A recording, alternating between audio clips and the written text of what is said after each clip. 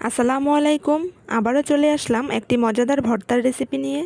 কাঁঠালের বিচি দিয়ে কিন্তু নানা ধরনের রেসিপি তৈরি করা যায়, তবে সবচাইতে সহজ এবং মজাদার রেসিপি হলো কাঁঠালের বিচির ভর্তা। তাহলে চলুন আজকের রেসিপিটি দেখে নেওয়া যাক।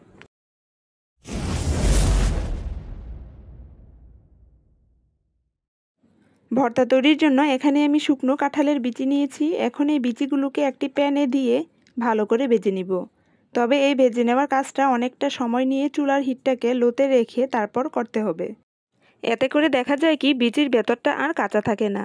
কিছুক্ষণ পরপর বিচিগুলোকে উল্টিয়ে দিতে হবে। ঠিক এভাবে আমার প্রায় 20 মিনিটের মতো লেগেছে বিচিগুলোকে ভেজে নিতে। এখন এগুলোকে নামিয়ে আমি ঠান্ডা করে খোসা ছাড়িয়ে নিব। অন্যদিকে একটি প্যানে দিয়ে দিলাম সামান্য পরিমাণ তেল এবং এর মধ্যে দিয়ে দিলাম 3টি শুকনো মরিচ ও 3টি কাঁচামরিচ। এখানে আরও অ্যাড করলাম পেঁয়াজ কুচি ও রসুন কুচি। এখন এগুলোকে আমি হালকা ভেজে নিব, যেন পেঁয়াজ ও রসুনের কাঁচা গন্ধটা চলে যায়। এই তো পেঁয়াজ ও রসুনগুলো ভাজা হয়ে গেছে। এখন এগুলোকে আমি উঠিয়ে নিব। অন্যদিকে অফ ক্যামেরায় আমি বিচিগুলোর খোসা ছাড়িয়ে নিয়েছি।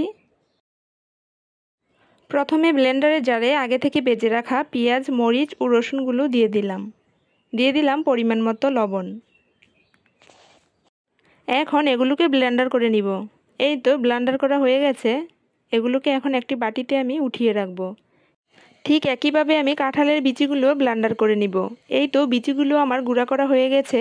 এবার ব্লেন্ডার করে রাখা পেঁয়াজ মরিচের সাথে আগে থেকে ব্লেন্ডার করে রাখা বিচিগুলো ঢেলে দিব। এবার এর মধ্যে কিছু কুচি করে নেওয়া কাঁচা পেঁয়াজ দিয়ে দিব। তবে আমার কাছে পার্সোনালি এই কাঁঠালের বিচির ভর্তাতে কাঁচা পেঁয়াজটা খুবই ভালো লাগে। তবে আপনাদের কাছে ভালো না লাগলে এটা স্কিপও করতে পারেন। সবগুলো উপকরণ ভালো করে মেখে ভর্তা তৈরি করে নিব। এই তো ফাইনালি তৈরি হয়ে গেল আমার মজাদার কাঁঠালের বিচির ভর্তা।